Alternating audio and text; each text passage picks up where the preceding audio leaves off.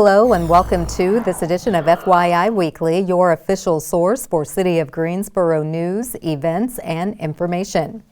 The City of Greensboro's Housing and Neighborhood Development Department is launching a two-stage process for the sale and development of properties in the Glenwood reinvestment area.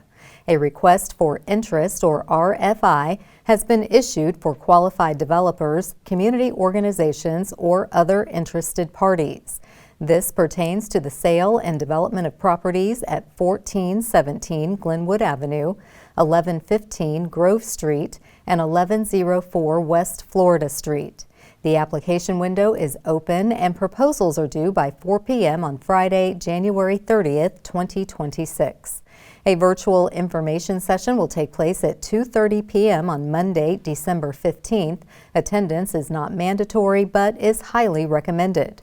Built in 1954, the 26,500 square foot building served as the Glenwood United Methodist Church until 2022. The nearly 2-acre site is zoned single-family residential.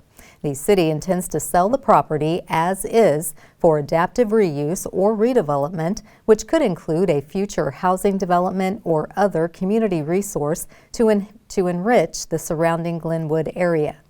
Service groups using the site for food distribution will be relocated in the spring.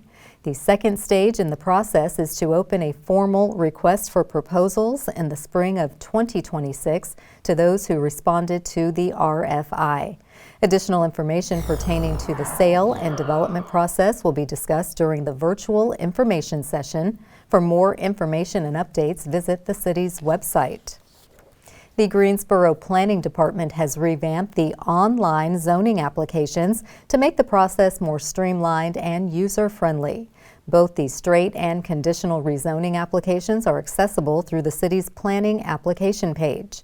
Specific updates to the new applications include the following: a checklist ensuring all required information is provided with the application, drop-down boxes with applicable responses based on the current land development ordinance in an effort to reduce errors. Additional details on other application requirements such as traffic studies and unified development plans, plus clarification on required documents for those items. Electronic signature capability to expedite the submittal process. A notarized signature is no longer required for applicants representing property owners. Documentation is still required to confirm the applicant is authorized to represent the property owner with rezoning requests. Supplemental information related to how the GSO 2040 Comprehensive Plan guides rezoning requests. More details on public hearings so the Planning and Zoning Commission's rezoning evaluation criteria is more clearly defined.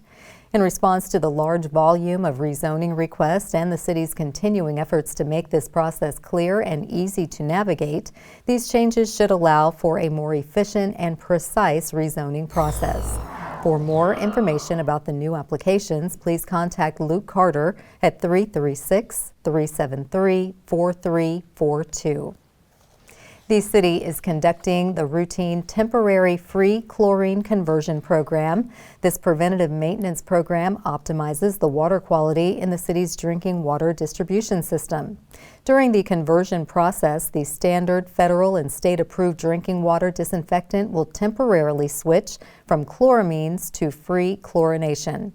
Both chlorinated and chlorinated water are safe for drinking, cooking, and other intended uses. The switch runs through mid-April 2026. During this time, some users may notice temporary taste or odor differences in their water. This is a normal part of the transition, which does not adversely impact the water quality.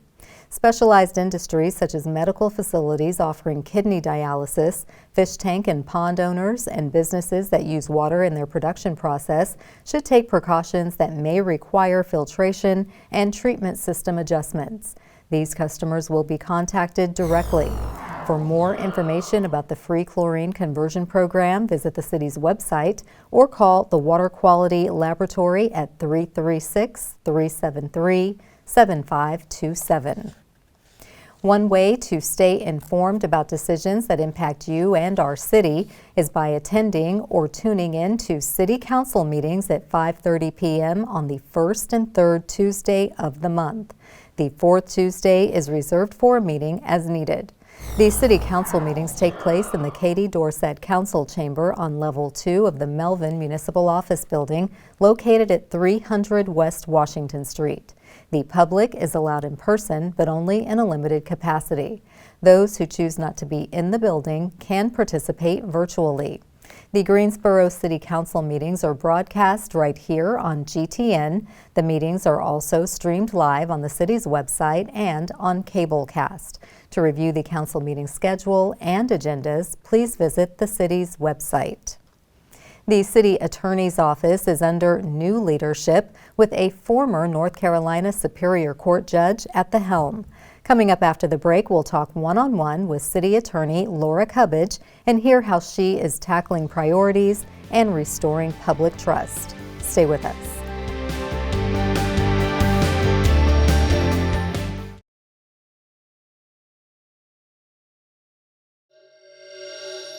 Welcome back to FYI Weekly. The City Attorney's Office is committed to providing expert legal advice and representation to the city, its elected officials, and employees on a broad range of issues.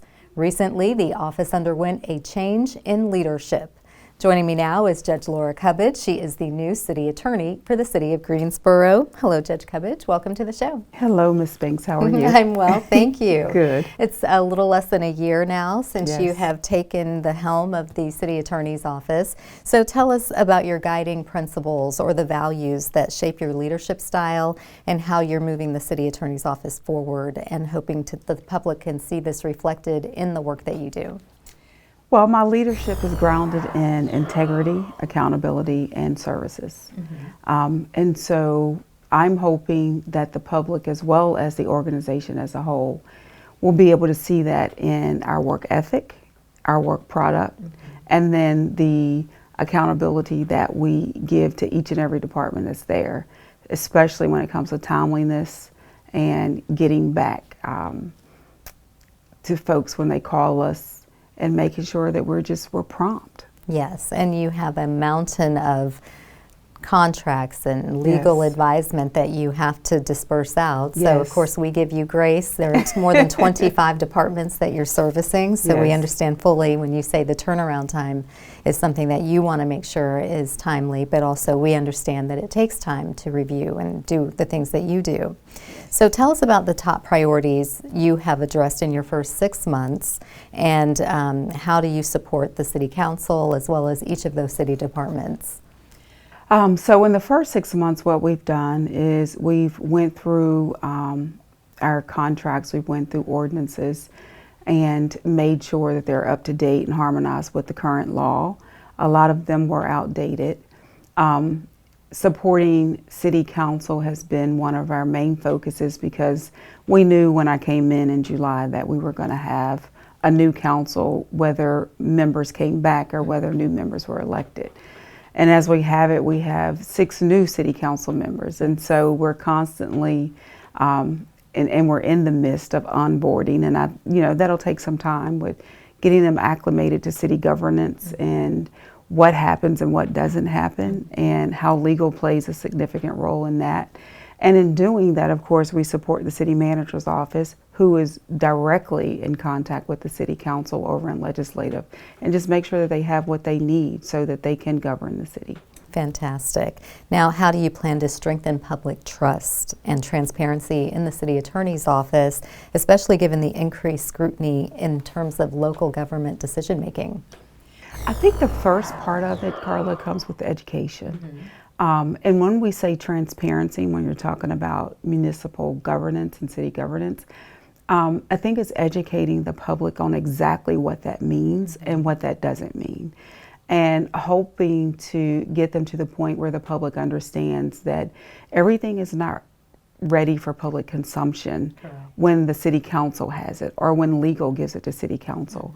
On the other side of that, making sure that the public understands the legal role and what transparency means there. You know, we owe our clients city manager's office, city council, the 25 departments across the organization, confidentiality. Yes. And they have attorney-client privilege. So while I'm considered a public official and our office is considered a public entity, we also are the lawyers for the organization. And so I feel like we are behind the scenes. Yes. We're the supporting staff, in that we try to do and give in a legal way and guide the departments legally in what they can and cannot do. But again, that's not for public consumption. I know people want to know, but Yes. transparency from the legal department is, I can tell you some things that we're working on, or we're working toward, or we're helping on, but I can't give you the details of it because of that attorney-client privilege. And people don't need to further step into like a public records request lane thinking that's going to force your hand. Right. Nothing that I give to my clients is public record. It falls under work product, it falls under confidentiality. And what a lot of, again, the education piece, what a lot of people don't understand is attorney-client privilege is not mine to break. Correct. The privilege belongs to the client. And so when we remain quiet, we're not trying to hide the ball. Nothing nefarious is going on, but the privilege is not mine. It's the client's. And so when they feel like that something can be talked about, then that's when they can talk about it. We can't talk about any of it. Well, thank you for making those points and that distinction. So what steps are you taking to build a high-performing legal team as you address culture, training, accountability, and professional development for your staff? We're doing exactly that. So we're focused on training. We're focused on timeliness. We're going to focus on expressing exactly what is needed, and when it's needed. Getting those timelines. Everything in law has a timeline. Yes. And so I believe that everything in the city attorney's office should have a timeline. No one should call us for legal advice and they haven't heard from us in a week. And so just putting some boundaries in place, and some expectations out there that are realistic, and letting not only my staff know that, but let the departments know that, and seeing where we have our challenges, and making sure that we get the education needed so that all of the organization knows that when you call legal, you're going to get professionalism. Yes. And you're going to get it the first time. Fantastic, and thank you for that commitment. Before we run out of time, what do you see as the most significant legal challenges facing the city, and how will your office proactively manage those risks moving forward? So one of the most significant challenges, of course, is our housing. We have quite a large unhoused population, and while that is mainly a function of the county, it affects the city as well. And so we have our city managers road to 10,000, which steadily will increase to 20 and 30,000. Yes. And so it's our job in legal to help facilitate legally how our different departments, not just the city managers, but engineering and inspection, housing and neighborhood development, how we can help them to move their agenda further and make sure that they're, staying within the confines of the law, but make sure we can realize that for the city manager's office, get to that 10,000 and beyond. Okay, well, we are on the road. Yes. So we will stay We are on the there. road.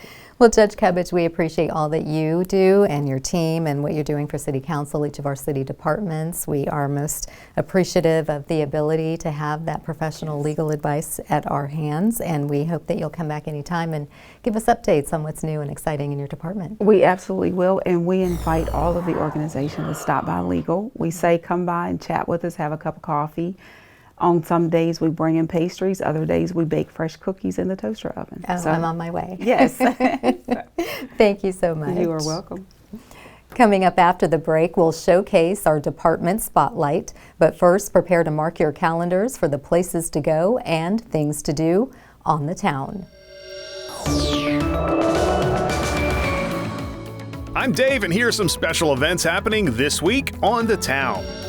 The Greensboro Science Center's Winter Wonderlights display runs through January 4th. Don't miss your chance to explore a dazzling mix of light, sound, and seasonal joy. It's the Triad's favorite holiday tradition, made new again each year. Visit greensboroscience.org for ticket and schedule information. 16 high school basketball teams play for the AAR Invitational title December 18th through the 20th at the Novant Health Fieldhouse and Greensboro Special Events Center. Formerly the HACO Invitational, this Gate City tradition features 24 games in 3 days as 8 boys and 8 girls teams compete for local bragging rights. Visit gsocomplex.com for schedule and ticket information. The Carolina Theater's Carolina Classic Holiday Film Series continues December 19th with a screening of Elf, starring Will Ferrell, James Caan, and Zooey Deschanel. Enjoy the amusing story of Buddy the Elf, raised at the North Pole by elves, as he heads to New York City in search of his real father. Visit carolinatheater.com for ticket information.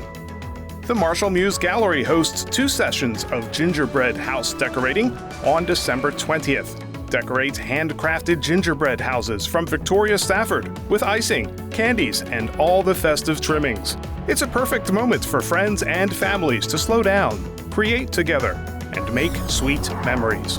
Learn more at themarshallmusegallery.com. Stay tuned to FYI Weekly for more happenings on the town.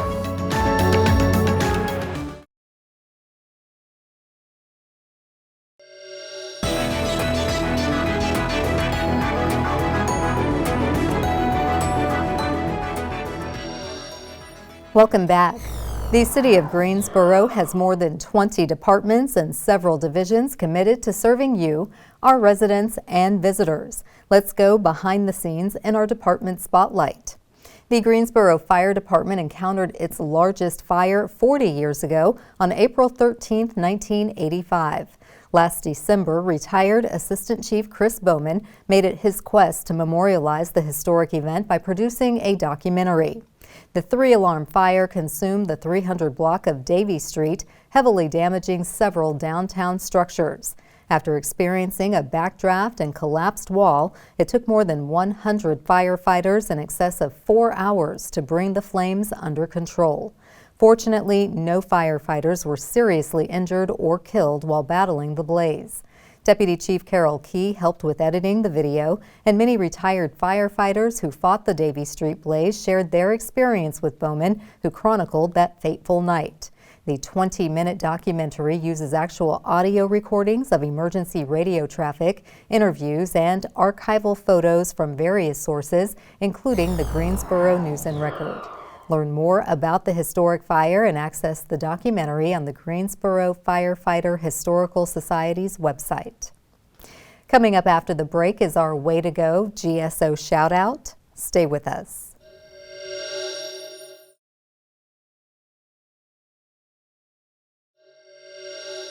As we draw to a close, we always want to end on a positive note with our Way to Go GSO shout out.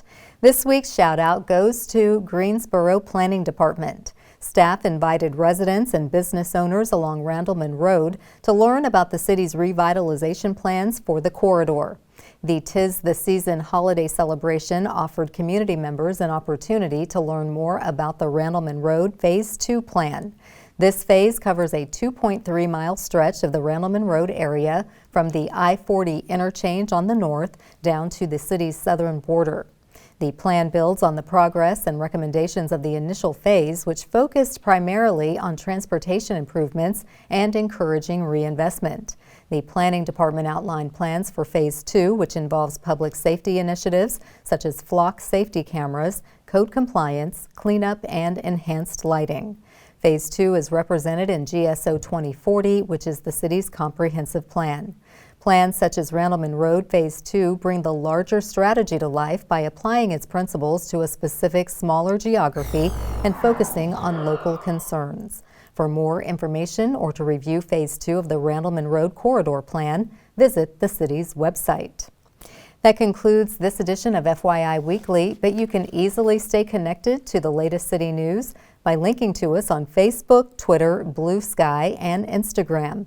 Alexa users can subscribe to our 5-minute flash briefings, which airs on 90.1 FM, 100.7 FM, and 90.5 FM. Be sure to download both weekly podcasts, Talk City Greensboro and Talk City in Espanol, plus GTN is streaming on Cablecast.